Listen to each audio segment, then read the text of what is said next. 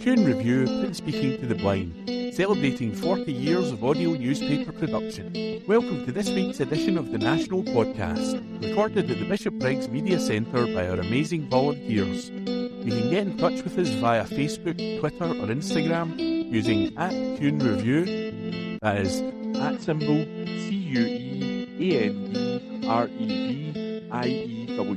You can also contact us directly by emailing information@tunereview.com, that is INFORMATION@CUENDREVIEW.com, or by calling 0141 772 3976. That's 0141 772 3976. This is from the National on Friday the 14th of July 2023, from the news section. BBC corrects story on Scottish Government drug decriminalisation bid. This article is written by Abby Garton-Crosby. BBC Scotland have changed the headline of a story that claimed the Scottish Government wants drug possession to be legal. Last week, Drugs Minister Eleanor Whittam announced a shift in the Scottish Government's position on personal use, calling for decriminalisation, a framework for the creation of drug consumption rooms and the consideration of implementing a regulated supply of certain drugs. However, as drugs powers are reserved to Westminster, the plans were swiftly shut down by Prime Minister Rishi Sunak, as well as Labour's Shadow Chancellor Rachel Reeves. BBC Scotland's online version of the story, published on Friday, July the 7th, initially read, "Scottish Government wants drug possession to be legal." The story now also contains a correction at the bottom of the article. The headline on an earlier version of this article said that the Scottish Government wanted drug possession to be legal, the correction reads. It has since been corrected to make clear that the Scottish Government wants personal drug possession to be decriminalised. No official correction has been posted in the Public Broadcaster's Corrections and Clarifications log, but that may be because it doesn't include routine corrections to news stories. Decriminalisation of drug use means that the practice remains illegal, but criminal charges will generally not be used as a punishment. Instead, civil penalties such as referral to a rehabilitation programme may replace criminal sanctions. It is the fourth correction the broadcaster linked to reporting on the SNP and Scottish Government in recent months. The BBC has been contacted for comment. And that article was written by Abby Garton-Crosby.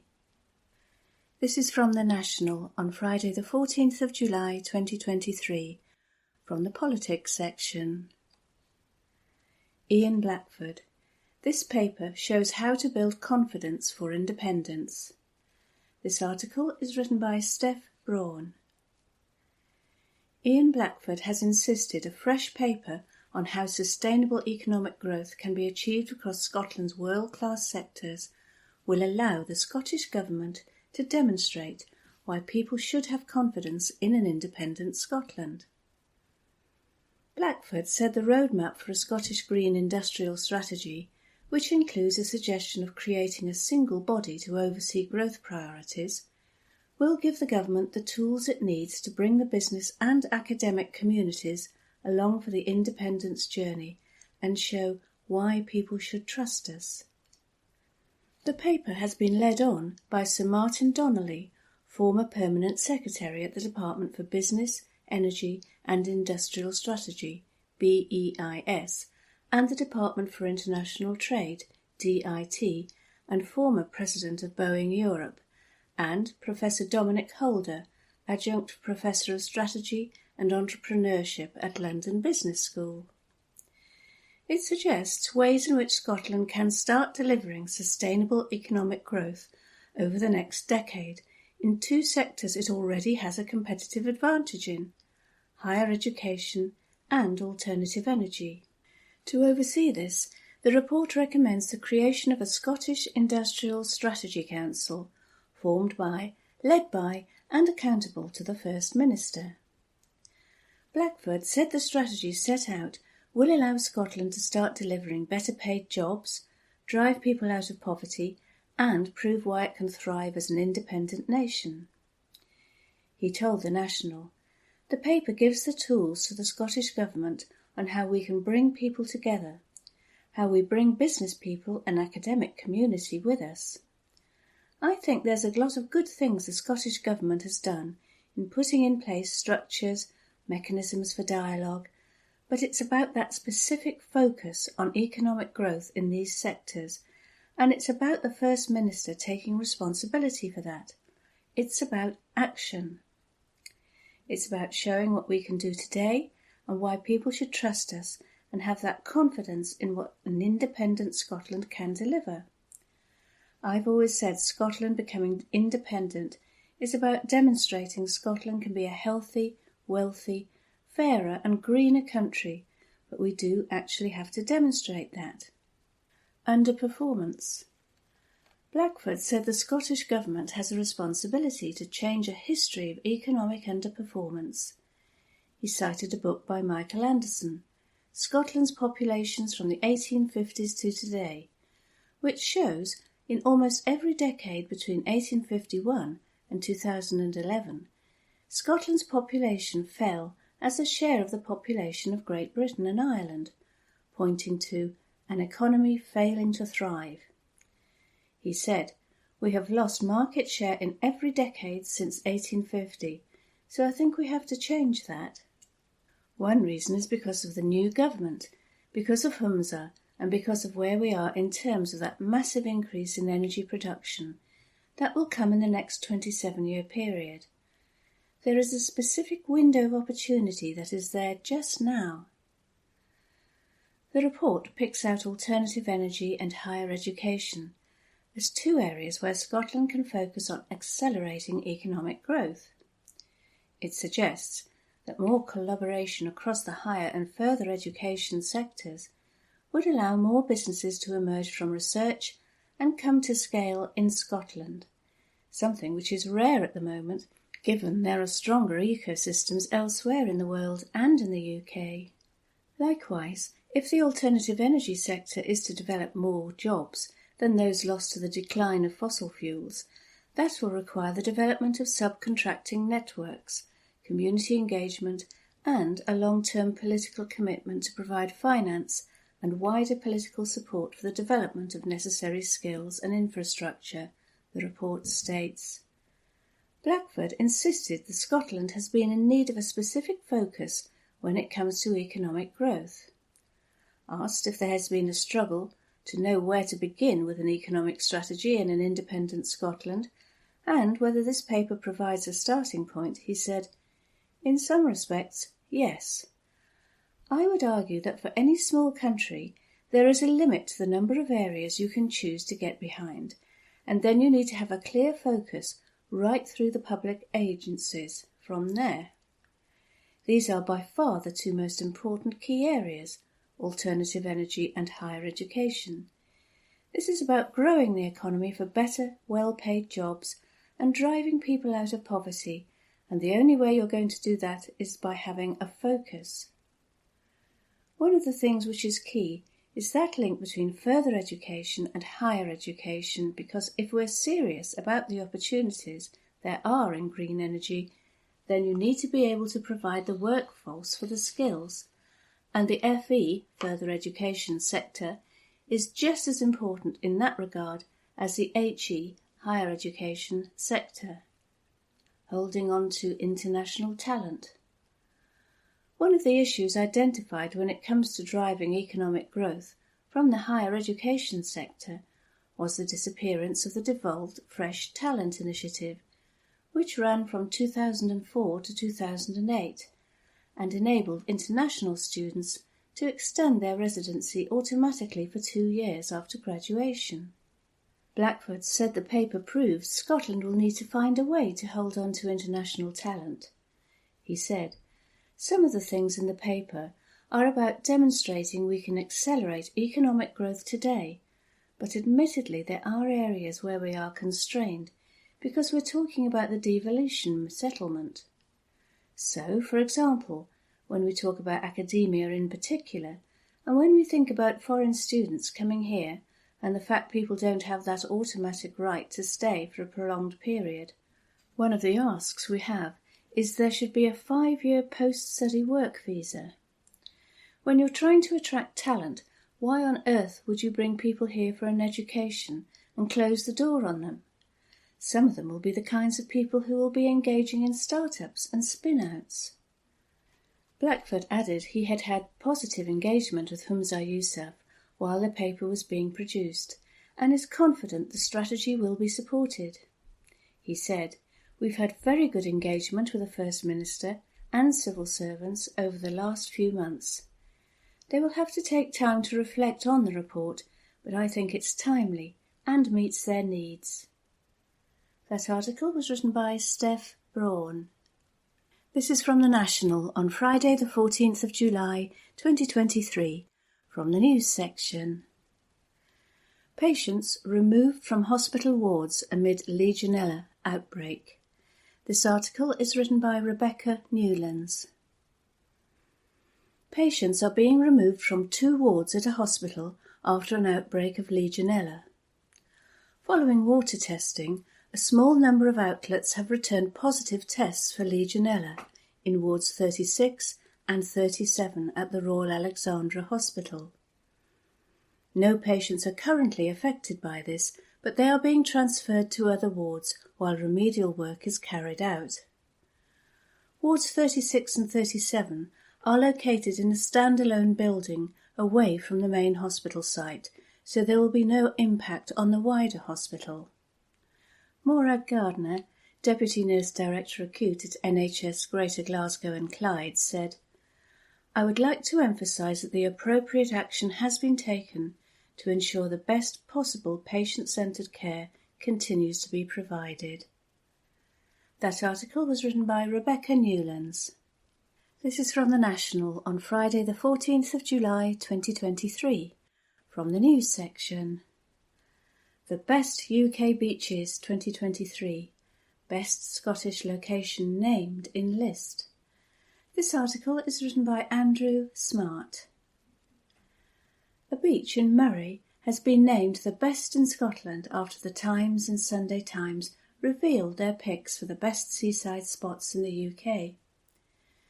The beach came out on top in the Scotland category, beating out a number of popular spots in places across the country.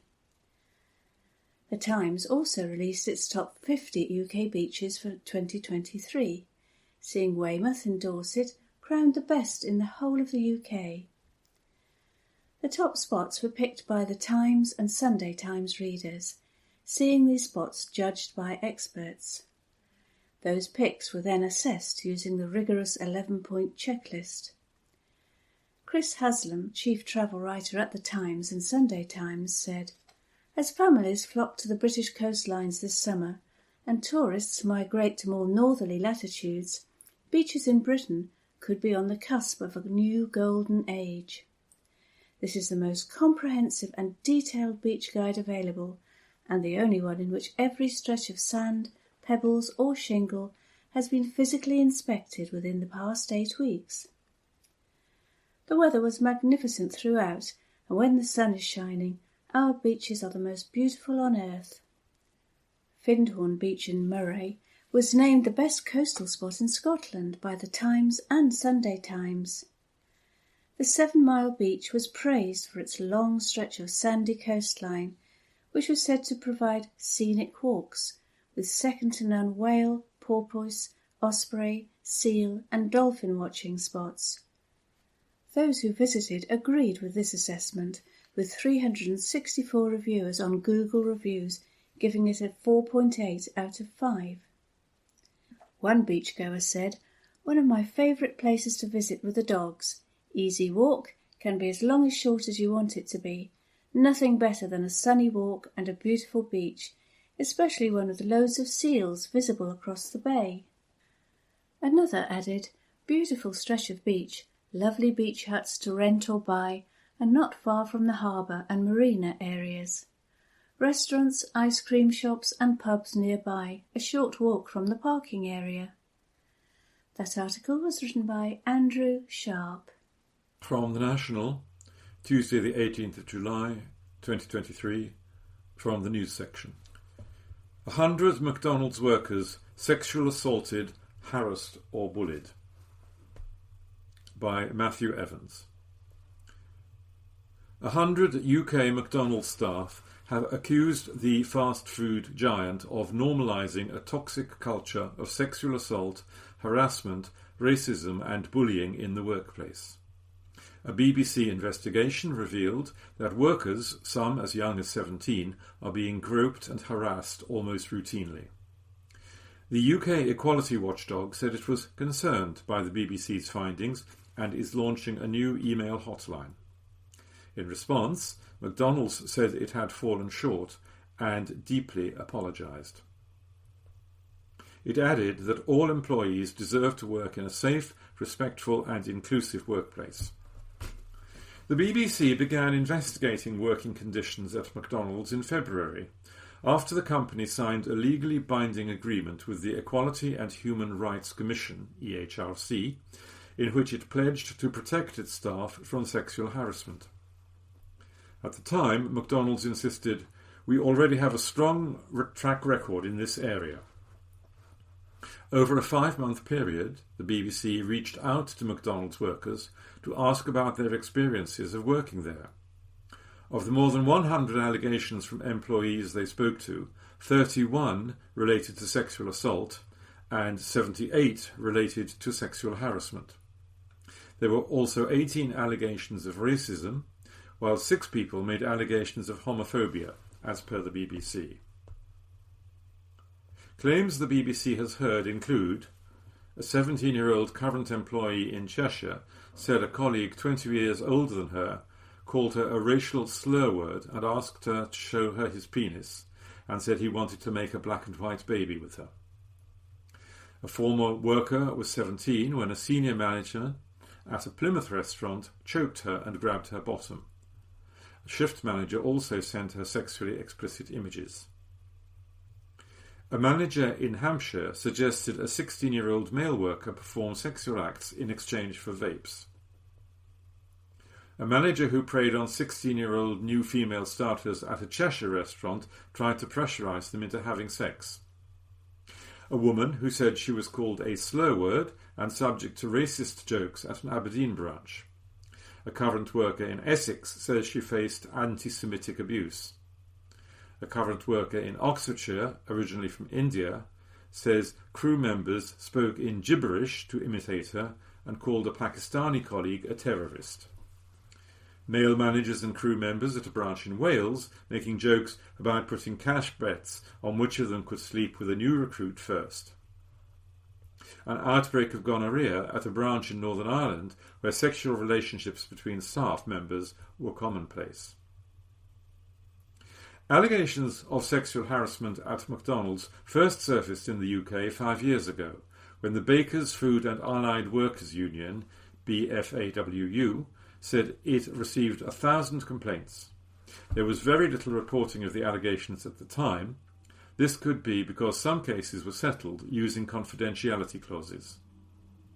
Sarah Woolley, BFAWU's General Secretary, said the new allegations uncovered by the BBC were shocking.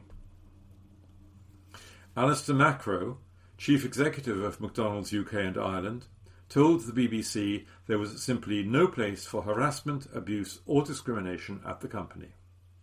Every one of the 177,000 employees in McDonald's UK deserve to work in a safe, respectful and inclusive workplace.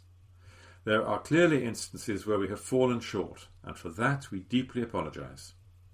We will investigate all allegations brought to us, and all proven breaches of our code of conduct will be met with the most severe measures we can legally impose, up to and including dismissal. Macro said that more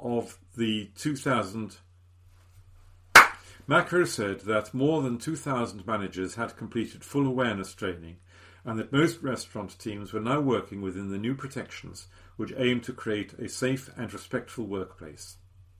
He added that the company had stringent rules to ensure its workplaces around the world are safe and respectful. This article was by Matthew Evans. From The National, Tuesday the 18th of July 2023, from the news section. Jackie Baillie panned for woeful BBC Scotland interview, by Adam Robertson. Jackie Baillie has been panned for a woeful interview in which she appeared to blame the SNP for the levels of child poverty in Scotland. It comes after Keir Starmer revealed his opposition to ditching the two-child cap on benefits and the rape clause. His comments in an interview with Laura Kuenssberg led to significant backlash from across the political spectrum, including from members of his own party.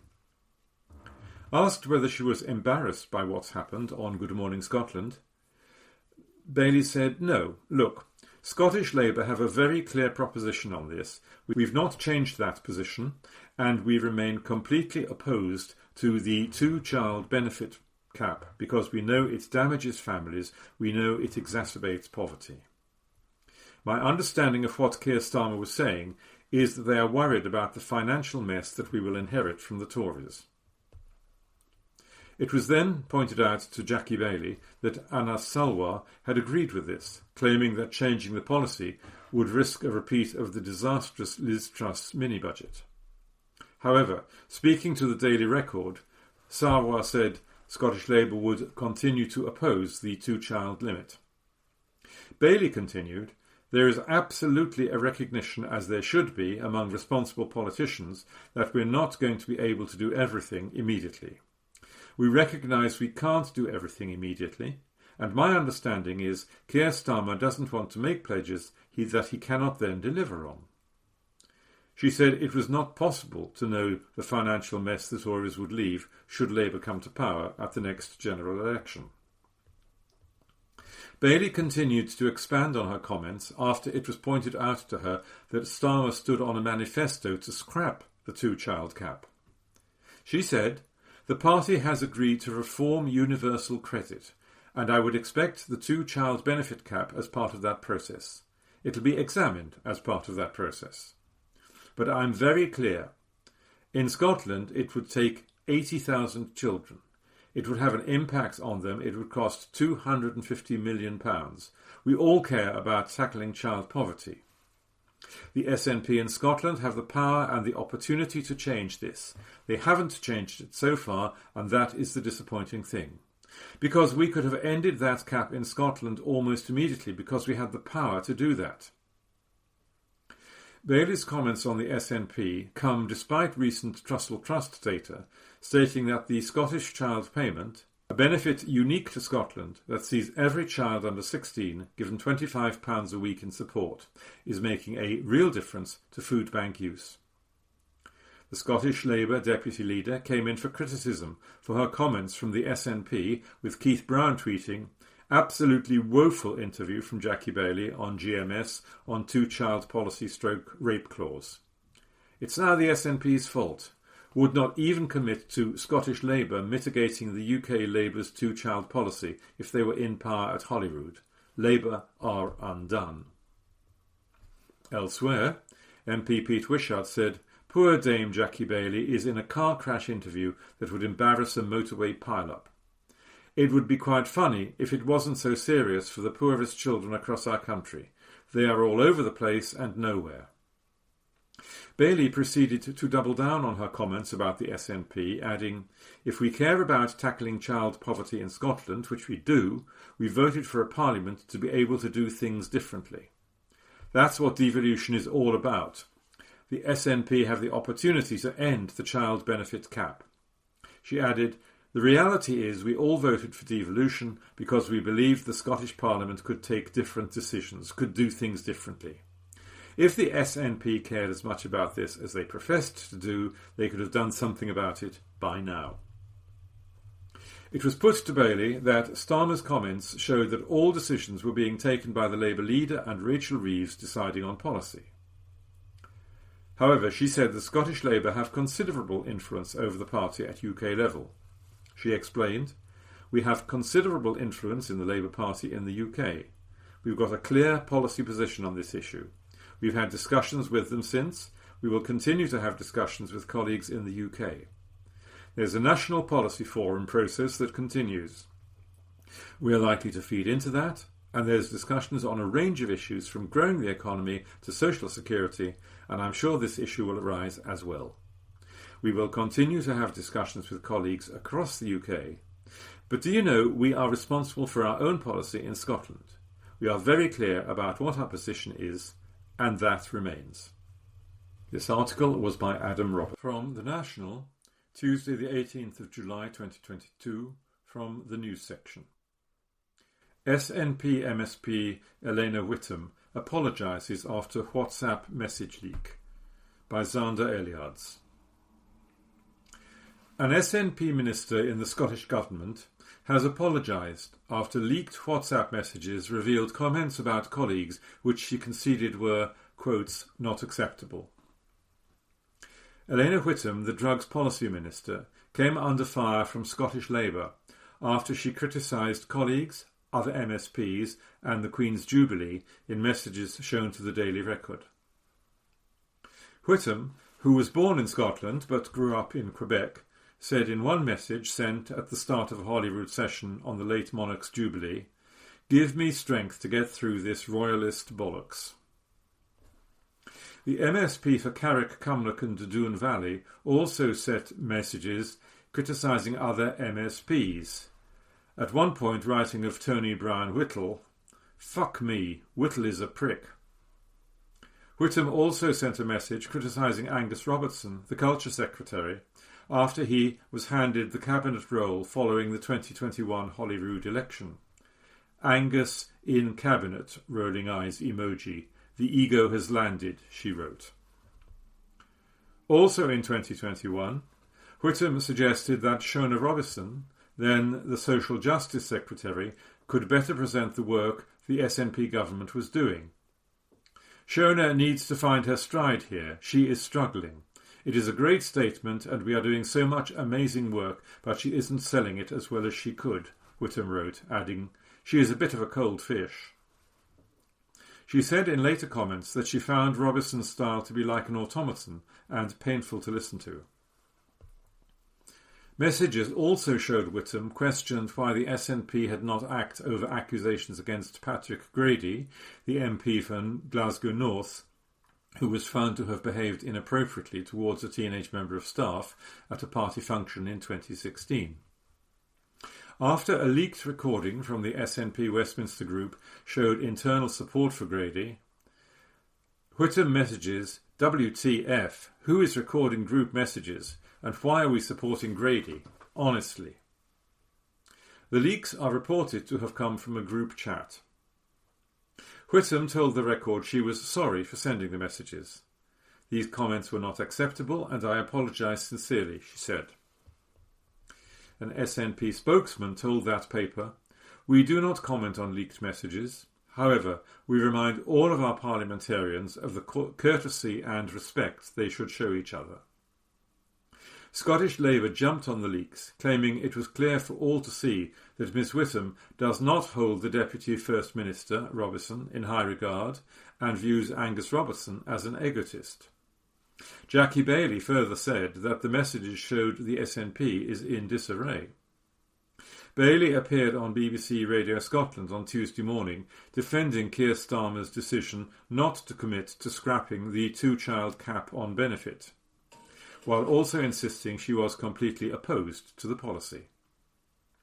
The SNP group deputy leader claimed that UK Labour would look at removing the limit, despite Starmer saying that it was not party policy on Sunday. This article was by Zander Eliard. From The National of Tuesday, the 18th of July 2023, from the comment section, "The problem with Keir Starmer's Labour representing the status quo," by Jerry Hassan. Every political era comes to an end, both in terms of the dominance of political parties and of ideas and ideology. We are currently living through the fag end of a disastrous Tory government. Besides that, we are experiencing the demise of Tory failed economics and dogmatic assumptions, from Thatcherism to George Osborne's austerity and Trussonomics. Labour are increasingly looking like and seen as a government in waiting.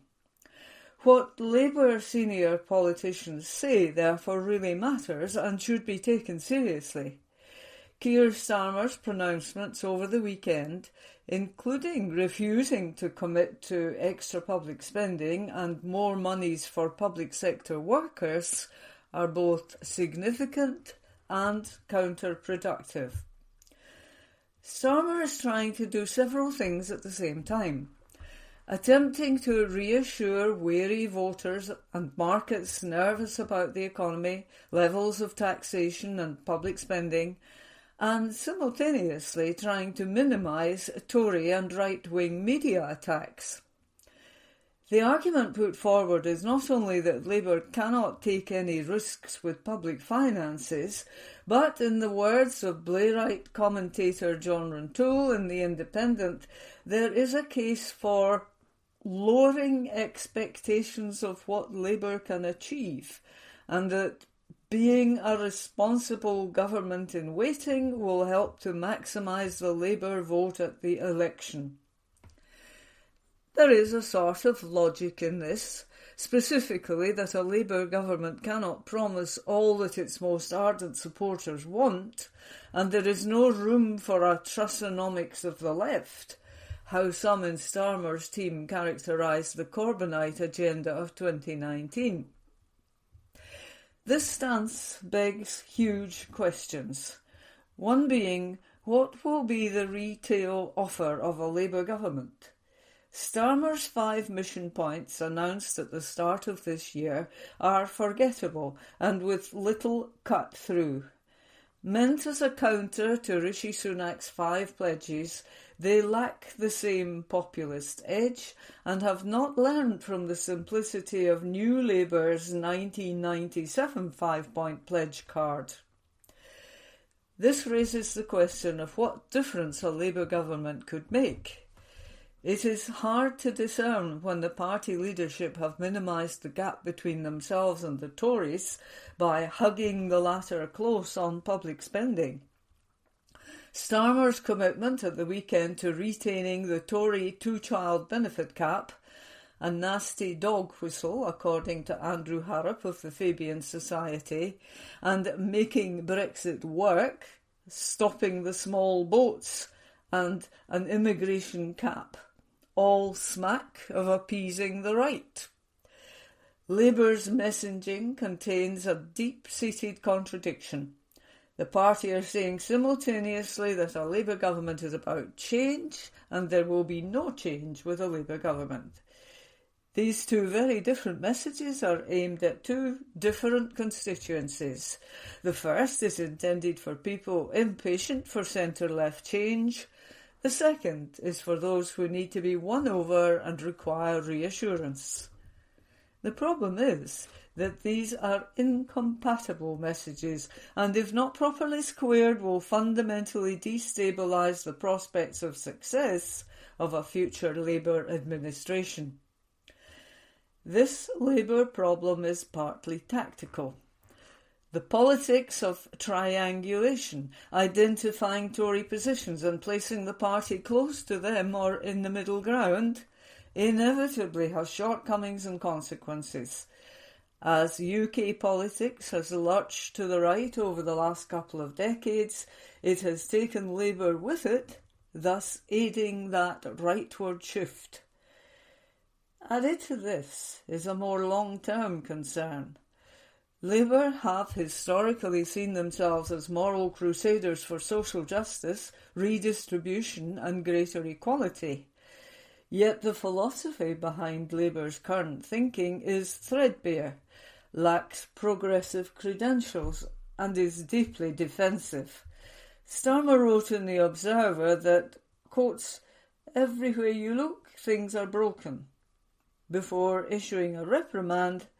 Frankly, the left has to start caring a lot more about growth, about creating wealth, attracting inward investment and kick-starting a spirit of enterprise. Starmer then gets tough with public sector workers and expectations. Not only is there no new funding available, even if there was, extra spending would be to simply service failure.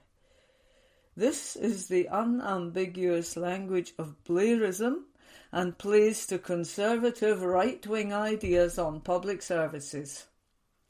Similarly, Labour shadow ministers talk the same language.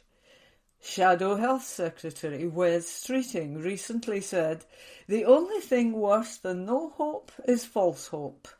And Rachel Reeves, Shadow Chancellor, is considering adopting Tory tax and spending plans for the first 2 years of a Labour government, aping Gordon Brown in 1997.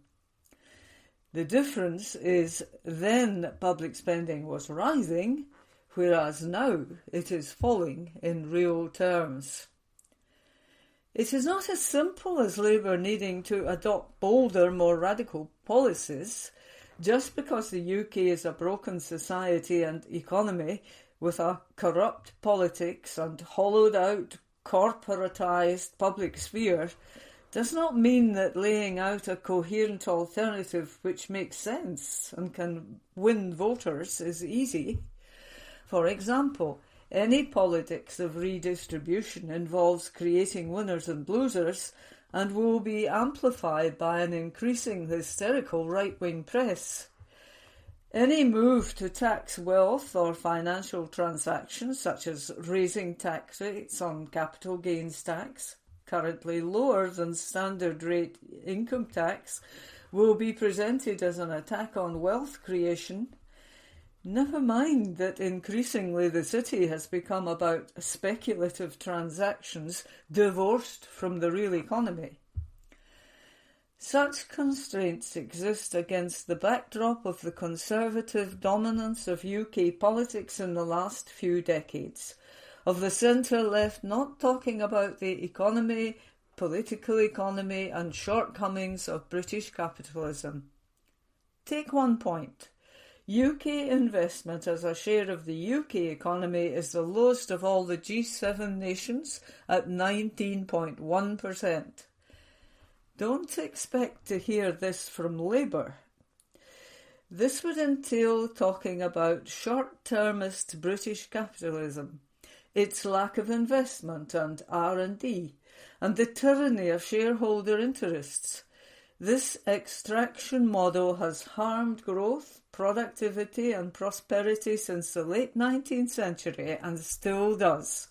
Water privatisation in England and Wales 30 years ago has seen £72 billion paid out to shareholders and dividends, all of which has meant investment has been negligible, with damaging results for the water industry, environment and the public.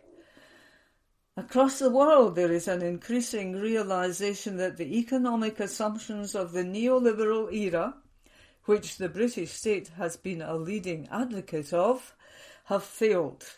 The economist Thomas Piketty, chronicler of global inequality, notes that a broader shift is now underway.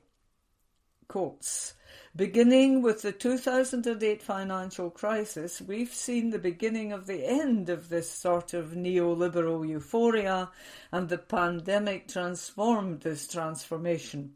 End of quotation. This is a major moment, not just the fag end of a failed Tory government presiding over a broken society and economy, but a dramatic shift in how the global economy, politics and role of government are thought of. This will be a chance to overthrow the orthodoxies which have defined UK politics and Conservative and Labour governments in recent decades. This has consequences for Scottish politics, which have, beyond the constitutional question, seen a degree of consensus between the SNP and Labour, with little to choose between them on the big issues of the economy, public services and taxation. The logic of SNP and Labour has one difference. The former assumes these huge issues can be left the other side of independence, and Labour believes such macro issues should be left to the UK state. Neither wants to build up a Scottish critique of the existing economic status quo or develop an understanding of how Treasury orthodoxies have hurt Scotland and the need for full fiscal autonomy. Never waste a crisis is a proven mantra, and one continually embraced by the right. It is time for those on the centre-left to understand that they cannot represent the forces of no change, dashing expectations and clinging to discredited economic and political ideas. This is a message that Starmer and Labour need to understand. Labour cannot stand for the status quo, and if it does in office, it will be defeated by the combined forces of its own disappointed supporters and the rancid forces of the populist right. The same is true in Scotland. There cannot be a successful independence which doesn't talk about the economy, the failure of the UK model and inadequacies of any self-government which merely replaces the Treasury Bank of England model with a mini Britain in Scotland. Change is coming in the UK and globally. The ideas are emerging to break with economic and political orthodoxies, and Labour, the SNP and independent supporters need to embrace this. This article was by Jerry from The National of Tuesday, the 18th of July 2023, from the comment section. We need more than legislation to fix Scotland's misogyny problem, by Karen Adam, columnist. Beginning this piece, I ponder with hope that we can entice men into a vital conversation a bit more and ask them, for the sake of Scottish women, to take heed, please. In front of me is the recently published Misogyny in Scotland report by the Scottish Women's Convention, SWC. Its diligent efforts, marked by months of research, countless round tables, a conference and an extensive survey, culminated in this comprehensive account of women's experiences of misogyny in Scotland. My heartfelt gratitude goes to the SWC and all the women who courageously shared their stories, giving us the tools to unmask the unsettling truth about misogyny in our society. Those women have given us an invaluable insight into the systemic issues that continue to undermine our societal fabric. Each account underscores the enduring struggle against misogyny that women navigate daily, from girls grappling with sexual harassment in schools to adult women battling gender bias in workplaces. Reflecting on the report's findings, it becomes distressingly clear how pervasively these negative experiences colour women's lives. For instance, a significant percentage of female students consistently outperform their male counterparts at school. Yet these achievements come at a high cost. The relentless misogyny that is woven into their everyday school life, manifesting as sexual harassment and sexist bullying, threatens their emotional and physical well-being. In our workplaces, women are met with inequality and bias. Women earn significantly less than their male counterparts and are often relegated to part-time roles. Amid this systemic bias, the presence of a persistent boys' club mentality further marginalises women, creating an environment where their professional competence is questioned and their need for reasonable adjustments trivialised. I know the biting sting of unfairness that arises from a promotion met with hostility instead of applause. My experiences have given me a grim understanding of how much harder the path becomes when one's competency is doubted merely because of gender, or when decisions which don't include the old boys' club are met with a bitterness that sours relationships and incites bullying. As a female member of the Scottish Parliament, I find this document simultaneously sobering and galvanising, for the patterns unveiled in these pages echo my own encounters with misogyny in political life, as well as in countless stories of fellow women parliamentarians. Being questioned on our knowledge and abilities, overlooked in decision-making processes, infantilised, scrutinised more harshly than male counterparts, these incidents are not anomalies, but systemic imprints of a culture that still struggles to see women as equals. The digital realm, an increasingly integral part of our lives, has unfortunately also become a breeding ground for misogyny. More than 60% of the women surveyed identified online misogyny as a major issue, with instances of abuse ranging from violent threats to sexually explicit comments. The fear and distress generated by this toxic climate are driving many women to self-exclude from online spaces, thereby further deepening the gender divide in these platforms. I deactivated my Twitter months ago for this reason. The shocking reports which highlighted institutional racism and misogyny within our law enforcement, the Metropolitan Police and Police Scotland, were a stark reminder that our systems too are fallible. It signified the urgent need for systemic changes, for laws that explicitly confront misogyny, and for a justice system that can protect women instead of perpetuating the very crimes it seeks to curtail. But my intention is not to paint a picture of despair. I write this piece today to shine a light on the resilience and resolve of Scottish women who navigate these hardships every day. The women who spoke to the SWC, who shared their stories despite the pain they hold, exemplify the strength of our collective womanhood. This strength brings me hope and fuels my commitment to advocating for a more equitable Scotland. I welcome the proposed misogyny law as a crucial step forward. However, as voiced by many women in the SWC report, legislation is but one piece of the solution.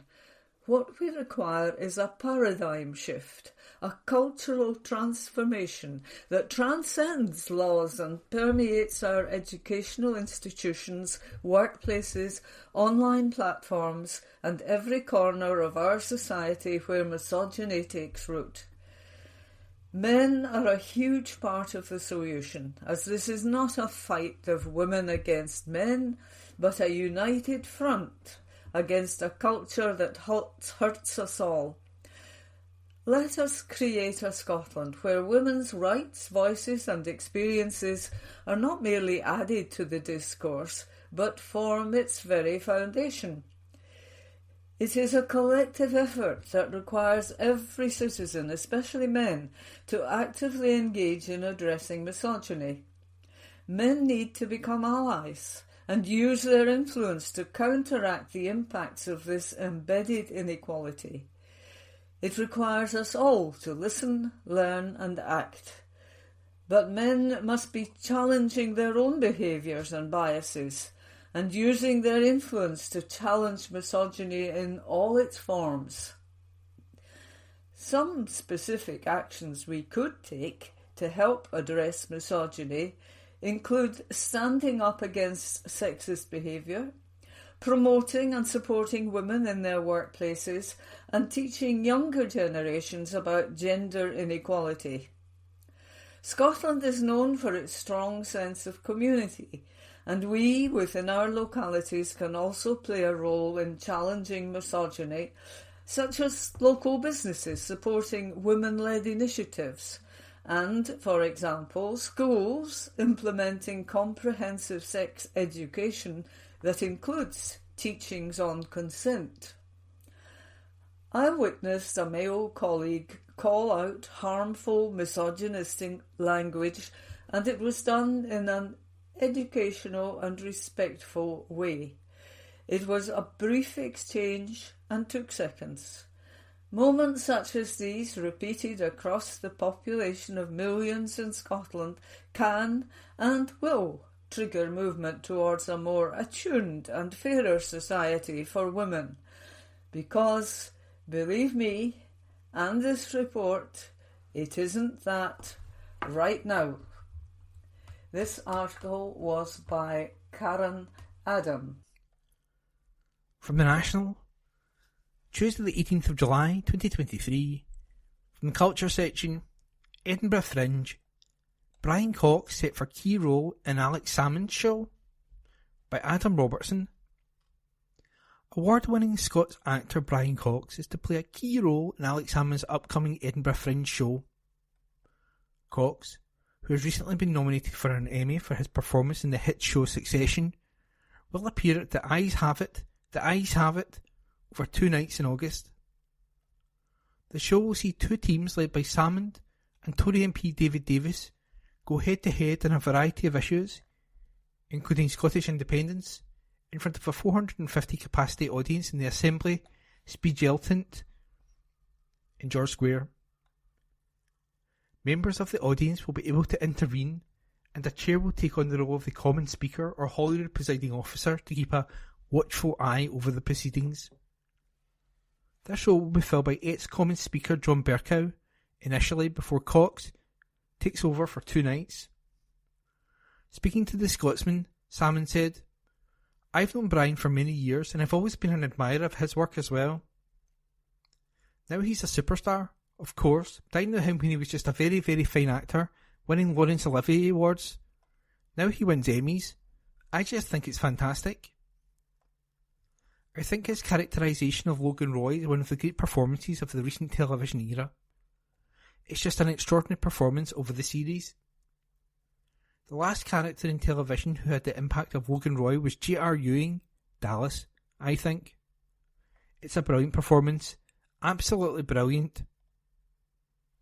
Following Cox's role in the show, he will be replaced by STV's Bernard Ponsonby and then Dame Eleanor Lang, the current Principal Deputy Speaker of the Commons. Salmond insisted that Logan Roy is going to impose order on the Spiegeltent and added, "You take your life in your hand if you intervene with Bercow in the chair and get out of line, but with Cox in the chair, by God." The former First Minister said the main topics up for discussion will include Scottish independence, Brexit and Republicanism.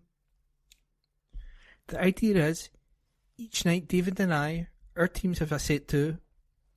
I'll be backed up by a bunch of Scottish MSPs and MPs, and David will be backed up by a bunch of Westminster MPs, Salmond explained. Politicians set to take part include SNP MSP Fergus Ewing, ex-Lib Dem leader Sir Vince Cable, Kate Forbes, and SNP MSP Michelle Thompson. There will be 1 hour of debate with short, sharp speeches before the audience decides who wins. Salmond said he expects the atmosphere to be boisterous and it will be like the Colosseum. That's what it's designed for. It's designed for debate, obviously sharp-witted political interchange certainly, but boisterous as well.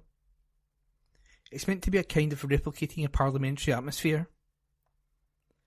The show will be directed by Tasmina Ahmed Sheikh and will run from August the 4th to 13th at 7:50 p.m. And that article was by Adam Robertson.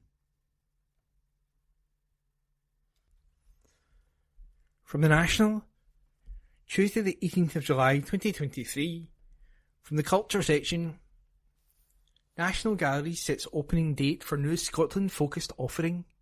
Report by Lucette Wood. National Gallery Scotland will open the doors to its new Scottish galleries this autumn in Edinburgh. Due to open on September the 30th, with free admission and fully accessible, the new gallery hopes to celebrate and promote Scottish art focusing on Scotland's art legacy. The 10 galleries will feature more than 130 works of art, with the new exhibition space promising to transform visitor experience. Sir John Layton, Director General of the National Galleries of Scotland, said, "We believe that we have created a National Gallery that is more open, engaging and inviting than ever before. Whether immersing themselves in the highly romantic paintings of the Scottish Highlands, taking part in a family day, or just enjoying the views, all are welcome to come and discover. Scotland's built-in natural environment will be brought to life by presenting early city pictures along with Highland landscapes. Works from Scottish artists will be displayed, including by William McTaggart, Anne Redpath, Charles Rennie Mackintosh and the Glasgow Boys. Across the National Gallery complex, there are 5 international exhibits this summer and 2 additional Scottish displays with more than 460 artworks. Christina McKelvey, Culture Minister, said, "The National Galleries of Scotland has the world's finest collection of Scottish art, and I'm delighted that the new galleries will now have space to show this off to a wide national and international public." The project was funded in part by the Scottish Government, the National Lottery to Heritage, and a fundraising campaign. Work on the project started in late 2018, with the first phase completed in 2019 with a new entrance, cafe and restaurant. The construction of the project was intricate due to the location within a World Heritage Site and above railway tunnels. And the article was by Lucette Wood. This is from the National on Wednesday the 19th of July 2023, from the News section. Aldi responds to anger over Union flags on produce in Scottish stores. This exclusive article is written by Adam Robertson. Aldi has responded to a tweet which claimed it had gone full Tonto with Union Jacks on the packaging of products. Twitter user D. Malin posted an image of several steaks on sale in an Aldi store, all of which had a Union flag on them. He said, "Just been to Aldi and they've gone full Tonto with a UJ. Even the clearly Scottish stuff is now branded with a UJ." The user added that they were disappointed and wouldn't return. However, when the National reached out to Aldi to see if the supermarket had any response to the tweet, it was explained that this particular batch of steaks was sourced from British farms, and so packs therefore displayed the Union flag. It added that this was temporary as the company is transitioning to a new supplier for its Scotch beef, as its previous supplier was unable to meet requirements. The National was told that all Scottish stores will sell only Scotch beef from the beginning of August, and that the firm is fully committed to doing so. We have previously told of anger at Union Jacks being displayed on Scottish products. In November of last year, Morrisons were accused of selling carrots in a confusing manner, as they labelled a product from England with a Scottish flag. At the time, a spokesperson said that it was an isolated issue that was under investigation. In January, we commissioned a poll which showed that Scots overwhelmingly prefer seeing a saltire on Scottish produce over a Union Jack. Data showed that 71% of Scots said they prefer to see the St Andrew's cross on food and drink which come from Scotland over a Union flag. Ruth Watson, the founder of Keep Scotland the brand, previously told the National that research repeatedly showed that Scotland's name is good for business. That article was written by Adam Robertson. This is from The National on Wednesday the 19th of July 2023, from the news section. Humza Yousaf looks into Scotland staging Commonwealth Games. This article is written by Laura Pollock. The First Minister has said he has asked his staff to explore the possibility of hosting the 2026 Commonwealth Games as part of a multi-country bid. The Games were due to take place in Victoria, Australia, but the state abruptly pulled out on Tuesday, citing rising costs.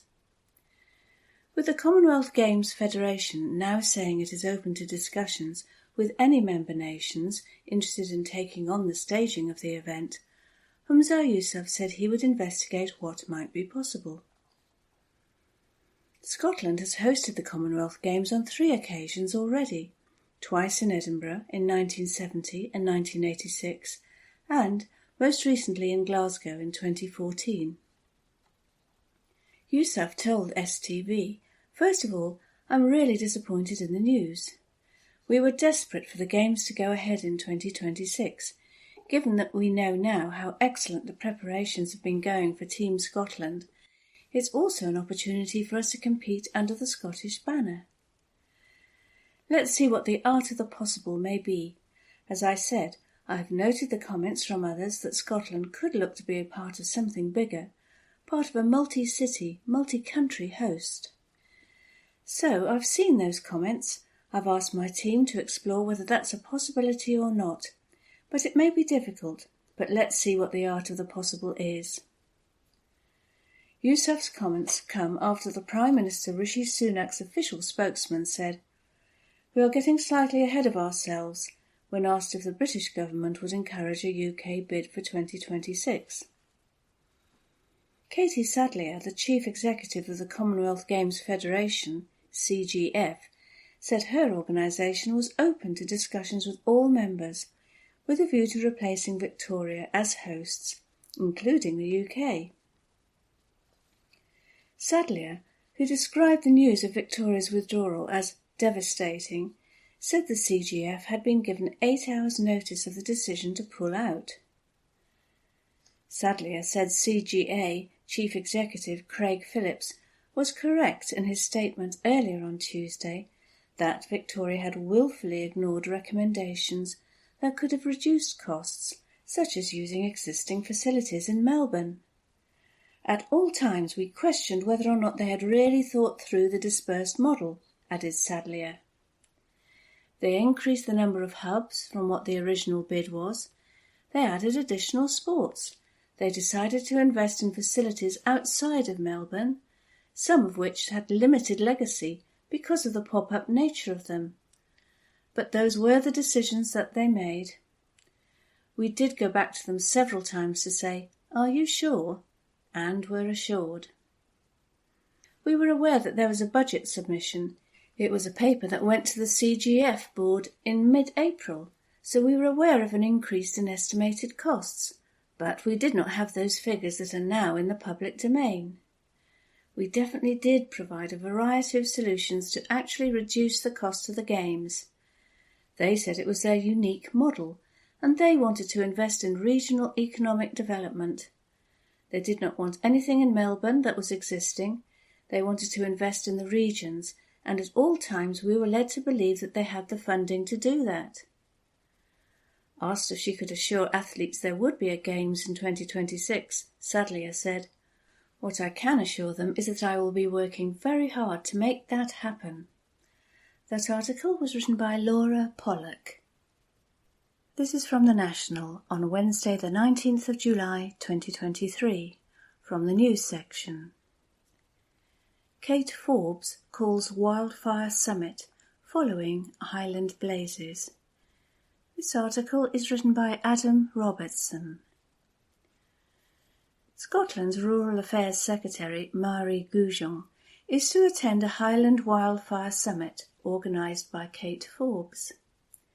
The Skye, Lochaber and Badenoch MSP Kate Forbes has called the meeting, which is due to take place near the site of 2 wildfires that started earlier this year. In June, A wildfire in Cannock, near Inverness, burned for around 2 weeks, while another in Daviot was also reported. Other fires, including in Dumfries and Galloway, have also been reported this year, with excessively dry weather attributed as the main cause. The summit is aimed at increasing preparedness for another wildfire, as well as methods for prevention. Speaking ahead of the meeting, Forbes said, "First and foremost, I am hugely grateful for the tireless efforts of everyone who brought these blazes under control and also ensured there was no loss of life. Unfortunately, these wildfires are unlikely to be the last we see in the Highlands, and the aim of the summit is to learn any lessons from tackling these recent fires, as well as consider what can be done to assist prevention in future.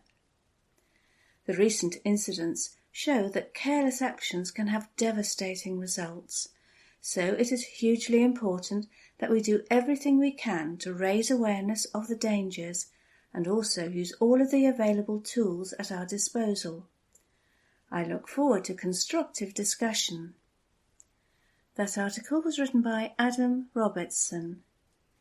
This is from The National on Wednesday the 19th of July 2023, from the Politics section. UK officials are probing SNP government's independent spending. This article is written by Zander Eliards. The Tory government is investigating Scottish government spending on a Minister for Independence, the UK's top civil servant has confirmed.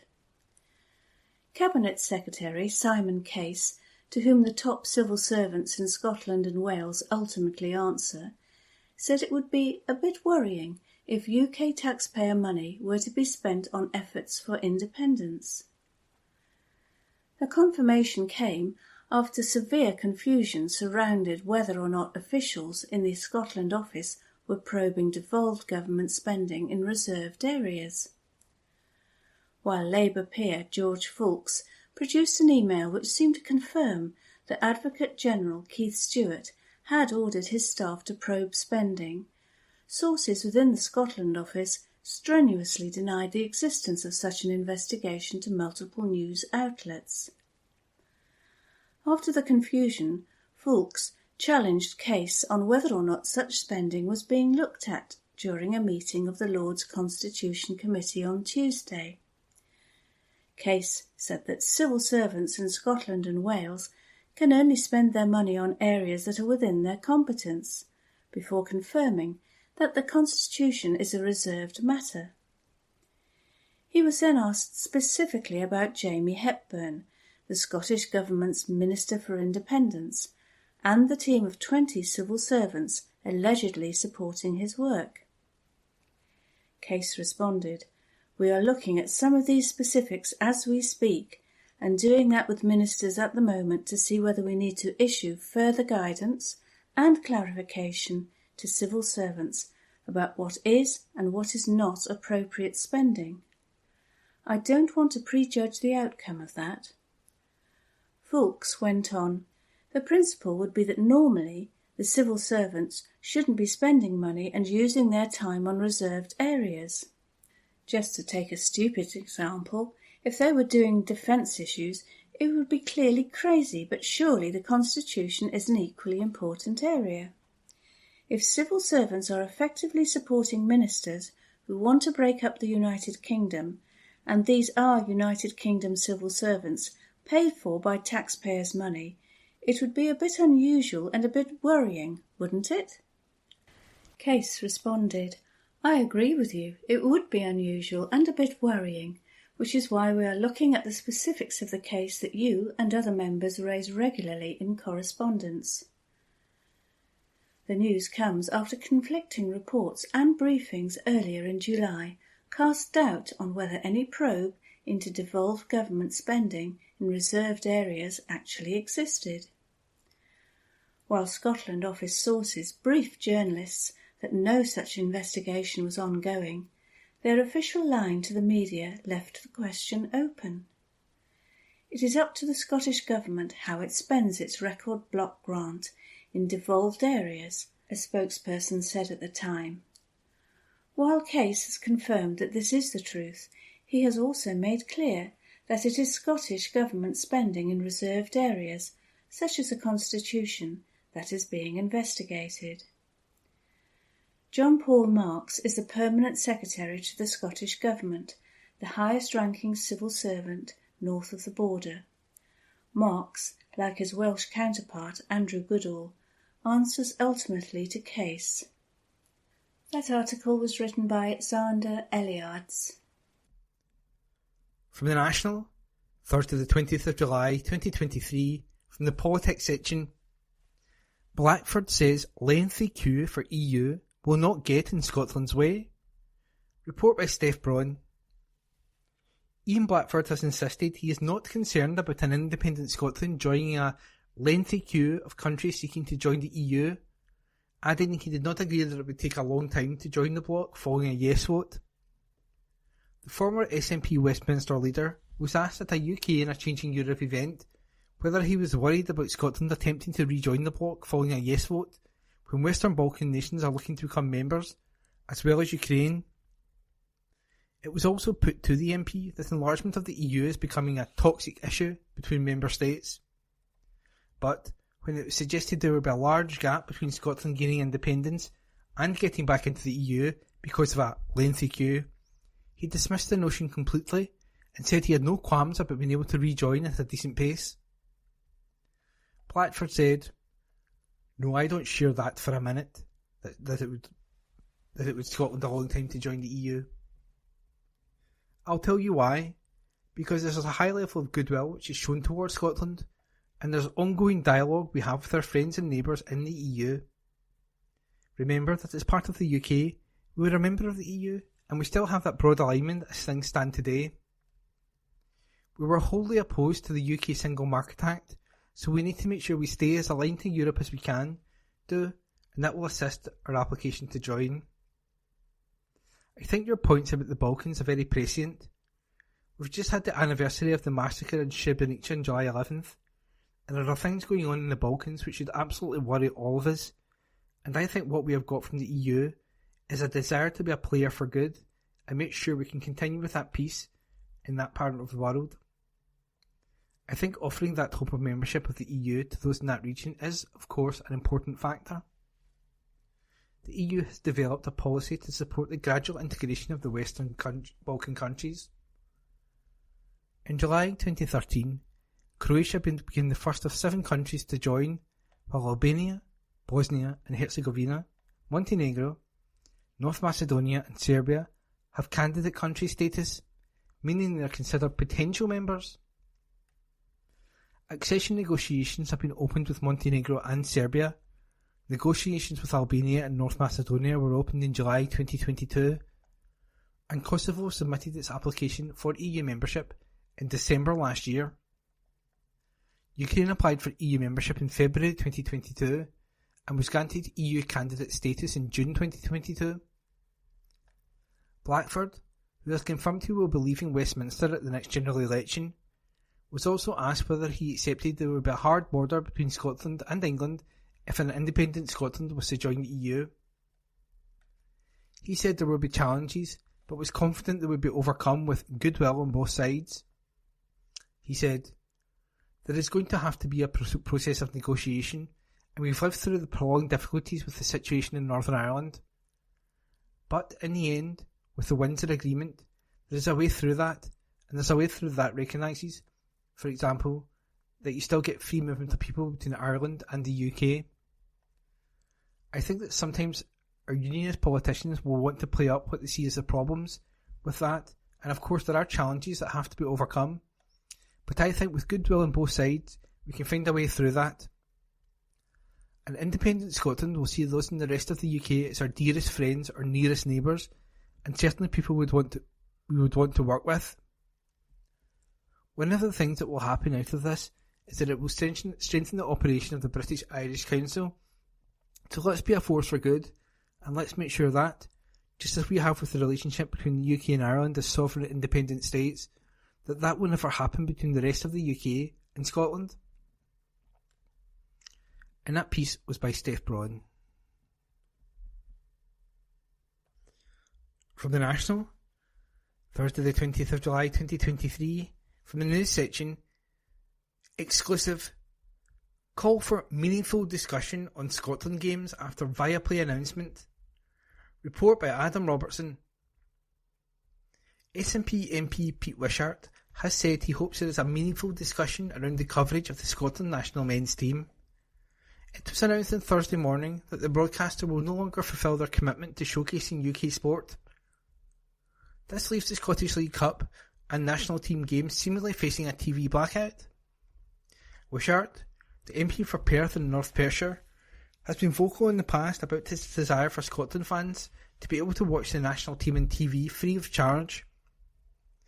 Reacting to the news about Viaplay, he told the Herald, members of the Scottish Affairs Committee met the Viaplay UK team recently and they gave no sense of any difficulty. In fact, they were boasting about the numbers they were securing when it came to Scottish viewers watching the international football teams and gave every impression this would be continuing.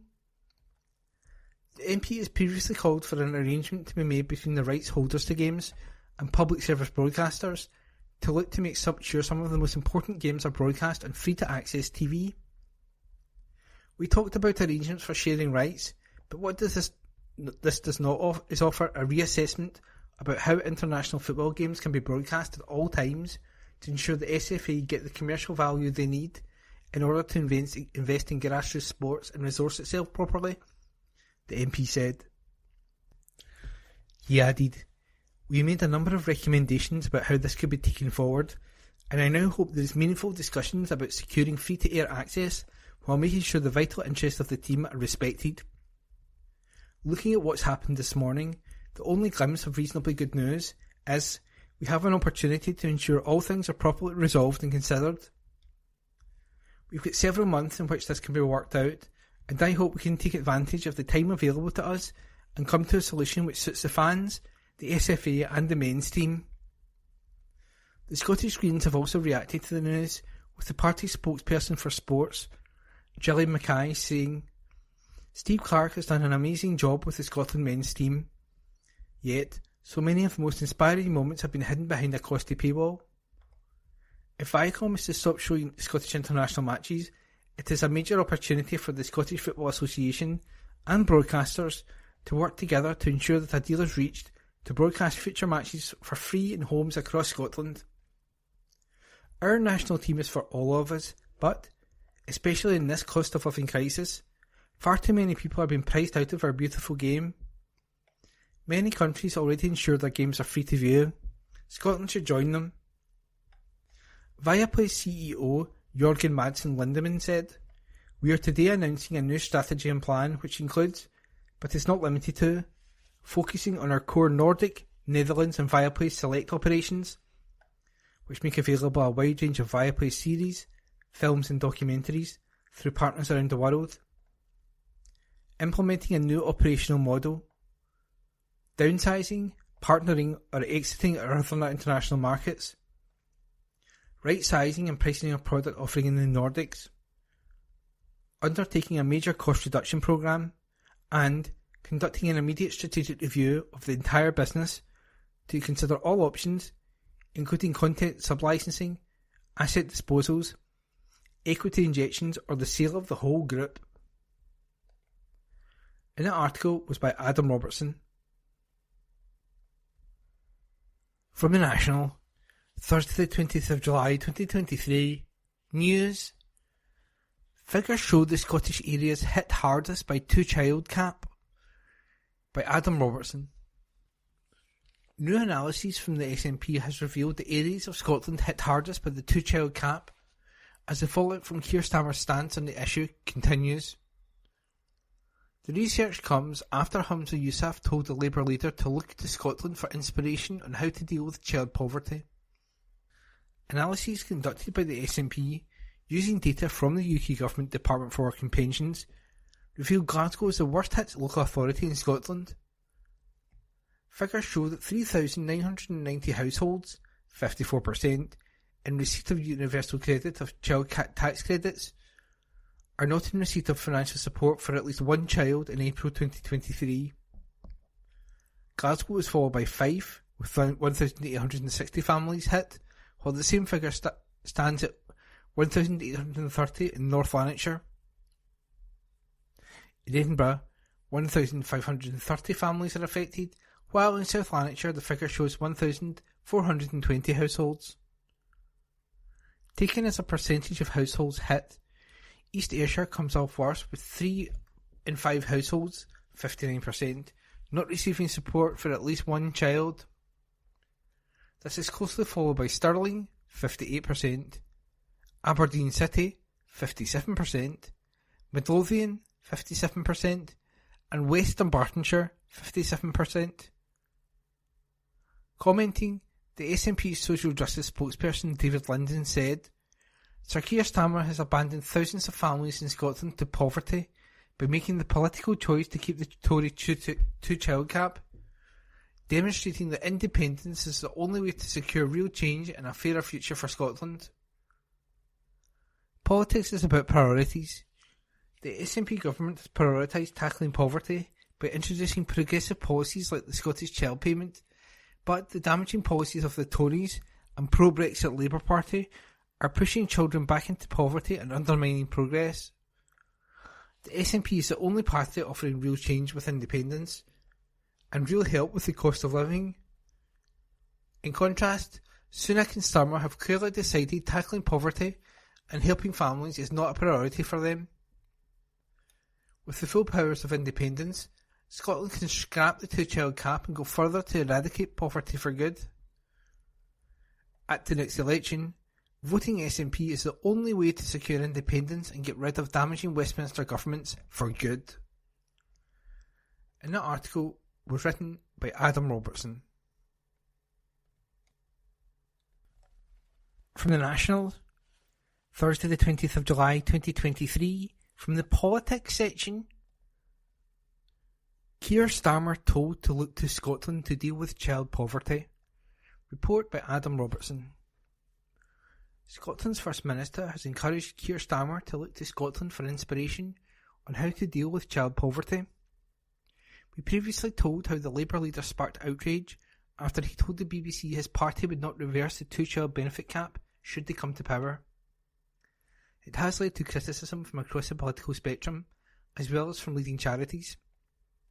Writing for the Daily Record, Yousaf said that when he became First Minister, he pledged that tackling child poverty would be one of his defining missions. He said, Keir Starmer should not be remotely surprised by the level of anger and dismay people feel toward him this week. This is a cruel policy, which, of course, predominantly affects working families struggling to get by in the UK's low-wage Brexit-based economy. One of its many consequences is the abhorrent rape clause, where a woman must disclose that her child was conceived as a result of rape in order to access social security. Yousaf added that the SNP and Labour politicians have often stood side by side to stand against the Tories' policies.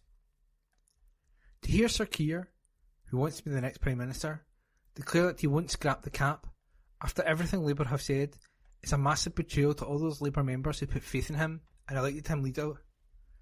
It is unforgivable. To say reversing this policy can't be done because of the economic situation is frankly an insult to people's intelligence, said Yousaf. Earlier this week, research commissioned by the SNP found that the two-child cap has affected more than 80,000 children in Scotland in the last year. In his column, Yousaf told Starmer to turn to Scotland for inspiration on welfare policies rather than copying the Tories. Yousaf said, So what I say to him is this. Rather than copying welfare policies from the Tories, you should be looking to what is happening in Scotland under the SNP. Rather than taking money away from children in low-income households as the UK government are doing, we are finding the money to provide badly needed additional support. Our Scottish Child Payment is now providing £25 a week to families of eligible kids under 16. Taken together with the range of other anti-poverty measures we've introduced, SNP government actions are lifting an estimated 90,000 children in Scotland out of poverty this year. But for all the measures we are introducing in Scotland, for all the tough choices we make in our limited budget to mitigate Westminster cuts and tackle child poverty, we are doing all of it with one hand tied behind our backs. The First Minister then made the suggestion to the Labour leader that he work with the SNP to eradicate child poverty should he become Prime Minister. He said that SNP MPs stand ready to work with you to scrap the two-child cap, as well as a number of other insidious Tory welfare cuts. Yousaf also said the SNP would work to create a UK-wide version of the Scottish Child Payment. And that was a story by Adam Robertson. From the National, Thursday the 20th of July 2023, from the news section, Malvinas, row as EU recognises Argentine name for the Falkland Islands. Report by Hamish Morrison. British diplomats have been enraged after the European Union appeared to endorse the Argentine name for the Falkland Islands. At a summit of EU chiefs with leaders from the Community of Latin America and Caribbean States, CELAC, Brussels supported a declaration naming the archipelago off the coast of Argentina as Islas Malvinas.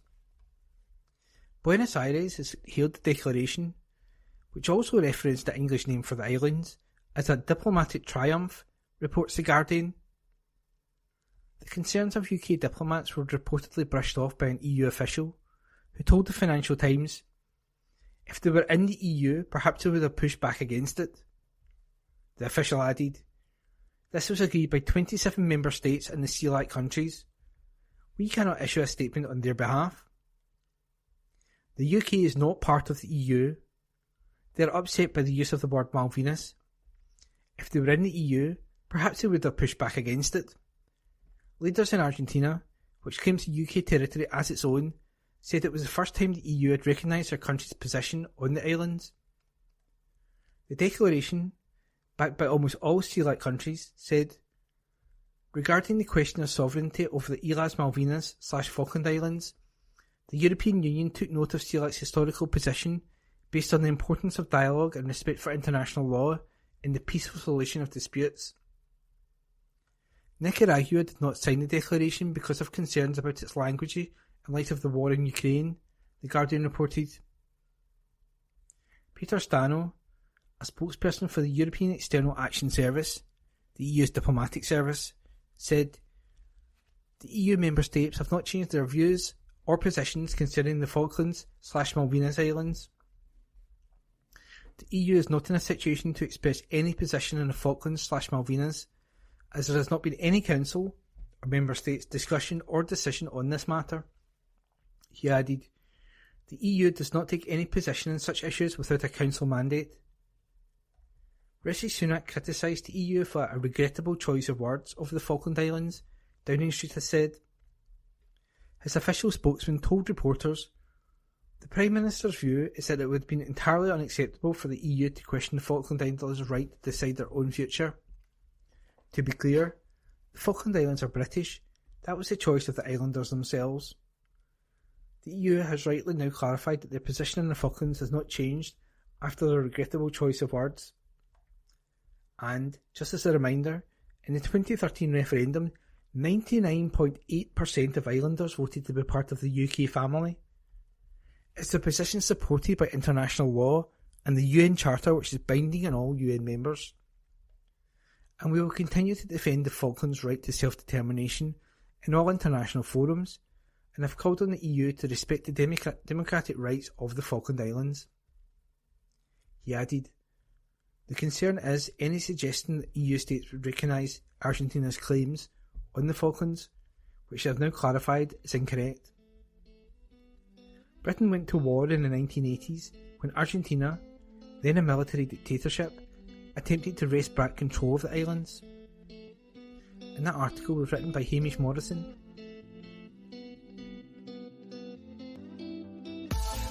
That concludes this week's edition of the National Podcast. Please remember to subscribe to our channels at Pure Review and tell your friends about our service.